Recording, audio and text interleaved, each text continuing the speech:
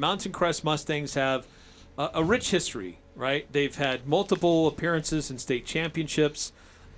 They've always been competitive in the region, and struggled a little bit as of late, but trying to get back on that same plateau where they were before and be competitive in Region 11. And so there's been a coaching change.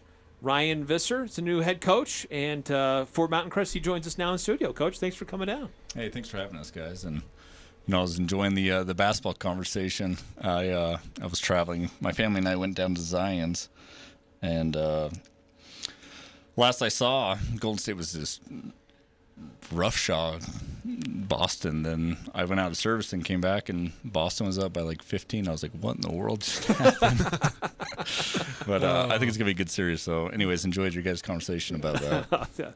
So you are a native of Cache Valley. Yep. But your most recent coaching has not been around here close to home. Nope. I grew up in Preston, so obviously just north in Idaho. And, yeah, obviously have always known the Cache Valley schools very well. Me and my wife are from Preston. We both went to Utah State. We're both Aggies. So, yeah, we know the Valley very, very well and love it. I've been over on an adventure the last few years. Been over in Wyoming the last 3 years as a head coach over there in a really small place called Big Piney, which is about 3 hours away from everything, like most of Wyoming. But, this opened up, and we cannot resist the opportunity to come back to Cache Valley. First off, is Preston considered Cache Valley? Well, yeah, it's all in the same valley. Absolutely. Is that considered Cache Valley? I've always been kind of confused about that. But anyway, Coach, you're walking into a program that last year took 2-9 last year overall, and then 1-4 in region, taking 5th place, beating only Box Elder and Bear River. I guess my question is, with that, obviously there's a lot of turnaround that has to happen. Where do you even start with that, or what past experiences do you might have to that you're confident that you can turn this program around? Well, as was mentioned, Mountain Crest has quite the history of football, so it's not like it's a foreign concept to the school. And the kids there right now are a great group of kids. Obviously, I need to finish my teaching up in Wyoming the last month and a half, and the kids have been awesome. Running their own workouts, basically player-led workouts, and we've had about 80 kids showing up, and the culture there is pretty strong. Which, quite frankly, I gotta give these kids a ton of credit. They've been through a lot. I'm going to be their third coach in 3 years, and that's a lot. So these seniors and juniors, I told them, hey guys, don't trust me, but give me the opportunity to gain your trust, and they've been awesome. So the work ethic's there, and we're gonna, I think, turn some heads. There's some talent. Now, when you were at Big Piney doing some research and getting some information on your background, it looked like it was a situation where it was a smaller school. Yep. Challenges with filling a roster properly, and they made a decision to go down to 9-man football. How much of that factored into your decision to pursue another opportunity? Not a lot. Every year I've just been looking, and I've been honestly very patient on the next stop. And again, we've always wanted to make it back to Cache Valley, so when this opened up, we jumped at it. But no, you bring up a good point. I think small town high school coaches are some of the best, because man, you got to get creative. And every year you're basically rewriting the playbook and really working with the talent and the athletes you have. And it's challenging, but it's a fun level of football. And you obviously get to know the kids very well. And Big Piney's it's a gas and oil town, so it's kind of a boom or bust kind of town. And we've lost about 40 kids enrollment almost every year that have been there. So it's definitely the bust at the moment. Wow. So one of the other things that I saw is that you, despite that, you had successful runs. You had a successful season in 19. You had some injuries in 20, it looks like, Yep. but you were able to rebound. It's kind of a rough start to the 21, but then finished strong. Yep. And so some of those lessons learned there, being a head coach in that kind of a circumstance, how does it help prepare you to kind of move things to a higher level at the school like Mountain Crest in a region like Region 11? Well, I'm sure every coach will tell you they've learned a ton these last few years with COVID and just all sorts of stuff that we've never faced and whatnot. But no, great group of kids at Big Piney, great coaching staff. I loved it, and yeah, we definitely built the culture that we wanted the right way, and it was obviously we're going down the 9-man. It was the smallest 2A basically in the state. And, having 3 winning records in 3 years is, I feel like, a good accomplishment for the kids, and making the playoffs and making some noise. It was awesome. It's the best 3-year run that Big Piney's had in 20 years. We beat a couple rivals in Cokeville and Mountain View that we hadn't beat in a decade plus. And so, yeah, the kids, they put in the work and saw some of the rewards. And, translating to Mountain Crest, football's football. If you can coach, I feel like at a small high school and get your culture built the right way and your message and have the player-led buy-in, you just add in a JV and freshman, which is awesome. I can't wait, but it's just more bodies. I think the biggest challenge is making sure that your message is clear all the way across. With your assistants, making sure that you guys are all on the same page, you guys are all on the same message, and then delivering that to your leaders and spilling it throughout the locker room. I feel like the most successful teams are always player-led. So honestly, just because you have more kids, that just means the challenge is getting your message to all those kids a little bit more clear. Yeah, I couldn't agree more with that. And, you have 20, at least that were on the roster last year, 27 incoming seniors. Yep. And I don't know, one question that I have for you, Coach, is when someone local is hired, it's always kind of interesting to see, okay, are they going to pull some of their friends they played in high school with or former assistants or whatever it is? Are you planning on keeping some assistants from Mountain Crest, or are you kind of bringing everybody new blood in? No, that's a great question. I told the administration my job is to get the best coaches for these kids that I could possibly find, and that might not be fast, but it's going to be the right way, and get guys that, again, want to buy into kind of the vision I have. So to answer your question, we've kind of gone pretty new. A lot of those guys that I'm bringing in are Mountain Crest alum. Mountain Crest was dang good, as you guys said, when I was in high school in Preston, and some of those guys are my age that I played against that were part of that, a couple really good teams with Alex Caressa and that group. So we got some guys around that age and my age that are coming in. So we got some MC alum.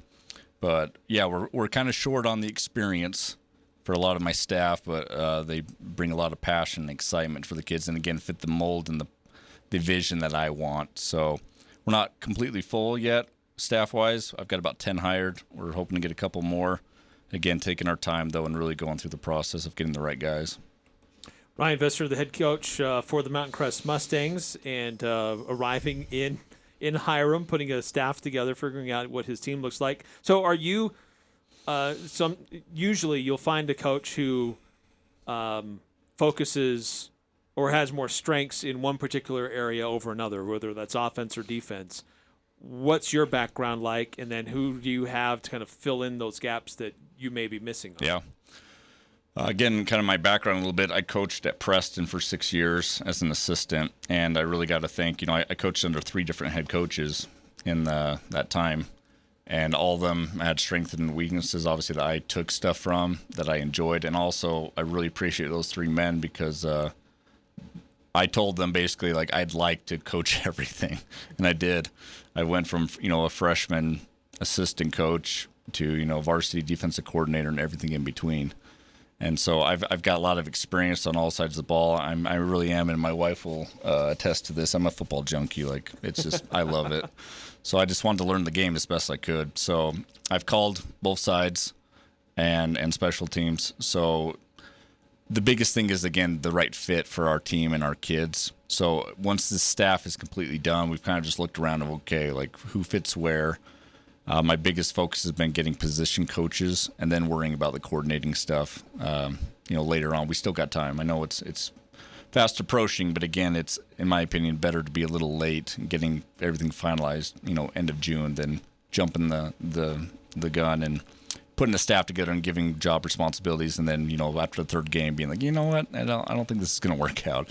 So we're going to hold up on that. As far as my preference, I love offense. I think that's always fun to kind of play the game with the defense and put the ball into your best athletes. It's always a really fun part. And everyone's got different philosophies. For me, offensive coordinator is much more of a kind of a feel. You either kind of got a feel for the game and can call the plays, or you don't.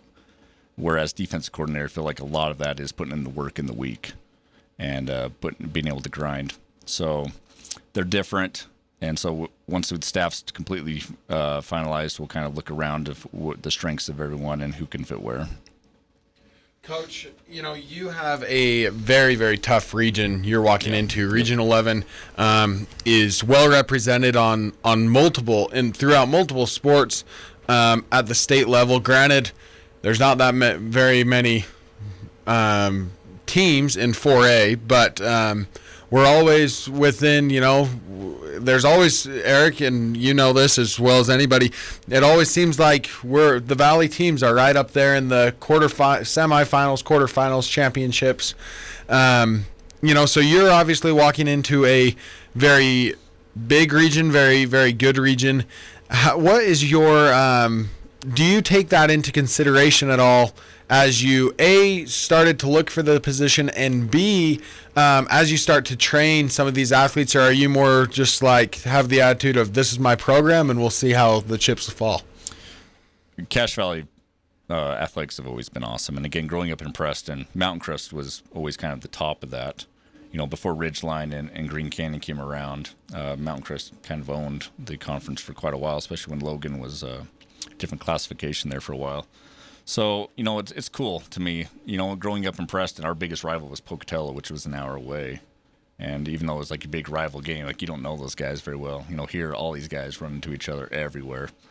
It wasn't very long ago. Obviously, it's still fresh in everyone's mind. When Ridgeline was built, I know that rivalry was pretty intense for a few years, and it still is. So, no, we don't shy away from that. The competition's there. And to be blunt, every 2 years they reclassify. And so, no, that was not a thought at all. I've already heard rumbles that there's going to be quite the shakeup next year with 4A.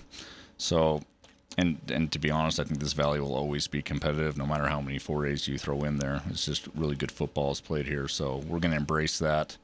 You got to play them sooner or later. Might as well play them 5 miles down the road than, across the state. So, no, we're excited and ready to get after it. Have you got your schedule set for this year, or when and where and against who is your first game? I love it. We are down in Hurricane, however you want to pronounce it. We're down in Hurricane August 12th, so it's going to be a little warm. So, we've already got it circled and got the boys excited to go on our one road trip of the season. We'll get a hotel the night before and make it an actual trip that they can enjoy and set the kind of the precedent for the rest of the season. That's awesome.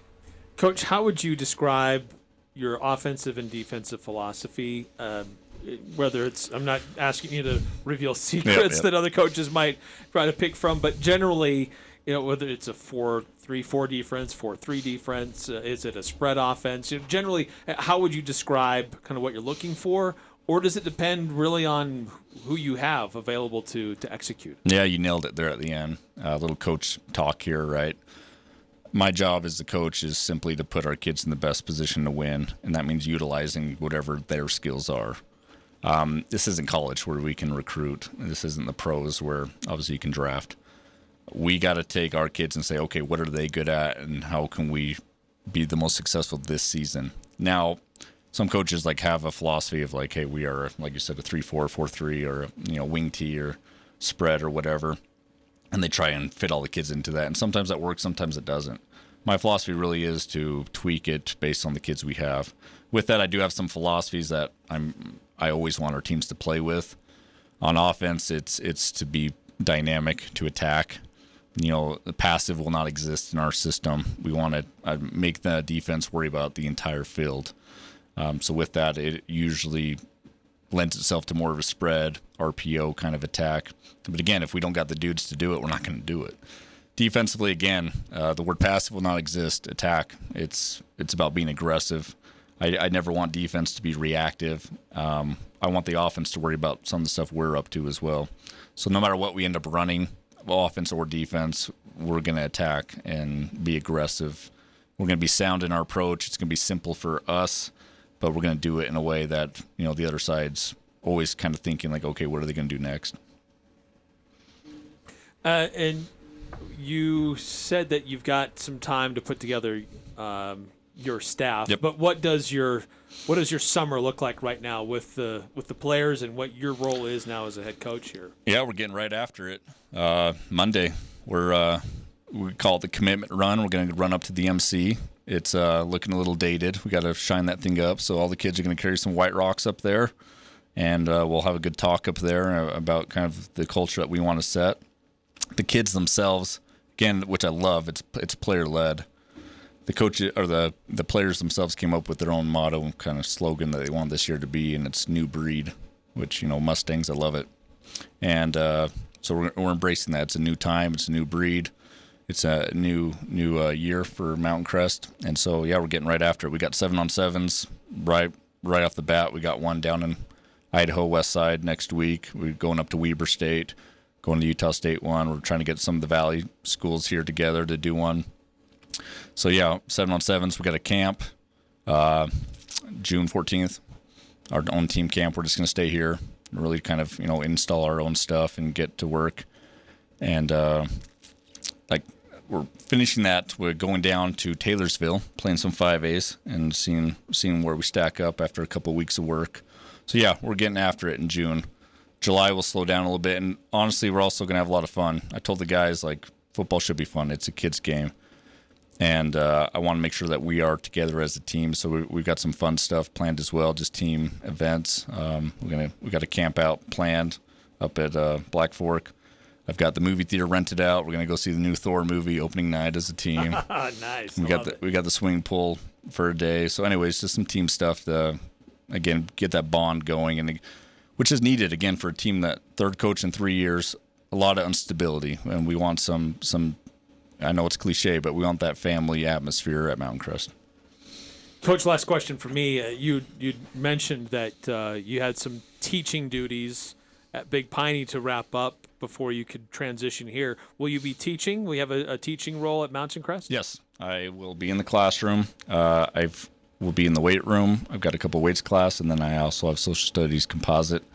So I'll have a couple of history classes over there as well with the kids. Coach, last question for me.